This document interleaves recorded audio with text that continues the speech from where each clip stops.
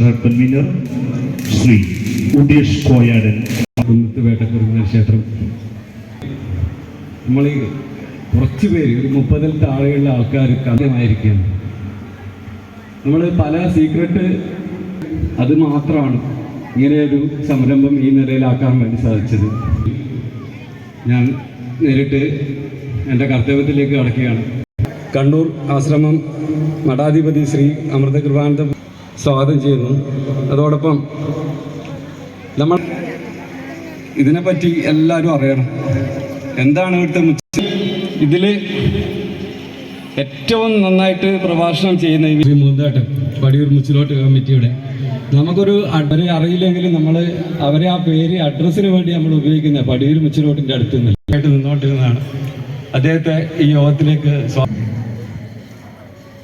ആദരണീയനായ സ്വാമിജി അമൃതകൃപാനന്ദ പടിയൂർ മുച്ചിലോട്ട് ക്ഷേത്രത്തിൻ്റെ മുകുന്ദേട്ടൻ